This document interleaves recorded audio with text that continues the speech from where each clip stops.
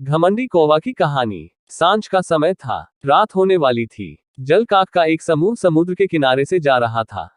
सभी आपस में बातें करते हुए उड़ रहे थे। तभी एक कौवा उनका मजाक उड़ाने की कोशिश करने लगा और उन्हें कहने लगा, तुम लोग पंख फैलाकर उड़ने के सिवा कर ही क्या सकते हो।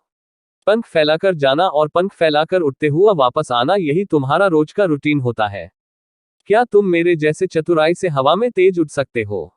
मैं रोज हवा में कितने करतब करता हूं और कितने मजे लेता हूं, लेकिन यह सब तुम सब से न होगा। भला तुम सब यह कैसे कर सकते हो? कौवे की बातें सुनकर तभी एक सबसे समझदार व बूढ़ा जलकाक बोला, लेकिन तुम्हें अहंकार नहीं करना चाहिए। अगर तुम में यह विशेषता है तो यह का अच्छी बात है। तुम चतुराई से उड़ सकते हो, लेकिन इस पर तुम्हें गुमान नहीं करना चाहिए। लेकिन निंदा व अहंकार में डूबे कौवे को यह बात समझ में नहीं आई। वह कहने लगा, यह कोई बात नहीं हुई।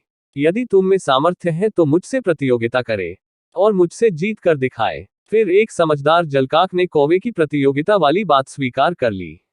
जलकाक ने प्रतियोगिता को 2 भागों में होना तय किया और कहा, प्रतियोगिता के पहले भाग में कौवा अपने करतब दिखाएगा और मुझे भी ठीक उसी प्रकार करना होगा। दूसरे भाग में जो करतब मैं दिखाऊंगा वही सब कौवे को भी करना होगा। कौवा तैयार हो गया। प्रतियोगिता अगले दिन रखी गई। सुबह होते ही कौवा वही समुद्र के किनारे पे आ गया। प्रतियोगिता का पहला भाग शुरू हुआ। कौवा ने शर्त के अनुसार पहले उड़ना शुरू किया। वह पूरी जान से उड़ रहा था। वह कई प्रकार के करतब हवा में करने लगा। जलकाक ने भी वैसा करने की पूरी कोशिश की, लेकिन वह कौवे के समान न कर पाया। कौवा कहने लगा, मैं तो पहले ही कह रहा था, तुम लोग सीधे उड़ने के सिवा कुछ कर ही नहीं सकते हो। प्रतियोगिता का पहला भाग कौवे के पक्ष में रहा। अब प्रतियोगिता का दूसरा भाग शुरू हुआ। जलकाक समुद्र के ऊपर उड़ने लगा और वह घमंडी कौवा भी उसके पीछे पीछे उड़ने लगा। जलकाक सीधे उड़े जा रहा था। कौवा बोला, ये क्या एक जैसा उड़े जा रहे हो, यह भी कोई उड़ना हुआ। लेकिन वह समझदार जलकाक कुछ न बोला और सीधे उड़ता रहा। कुछ देर बाद वह काफी दूर जा चुके थे। अब कौवा थक चुका था और चुपचाप से पीछे पीछे उड़ रहा था।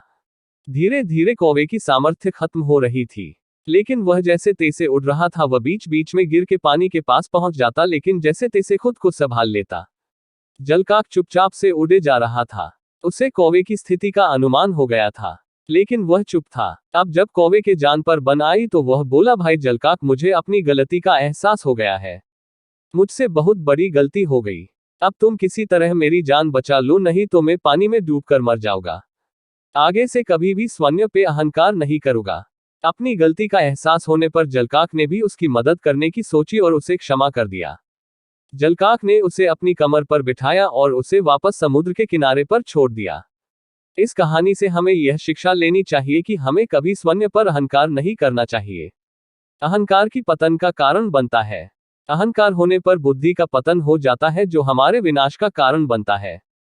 हमारा अहंकार हमें सत्य को स्वीकार नहीं करने देता और स्वयं को सिद्ध करने के लिए हम बेकार की हरकतें कर बैठते हैं।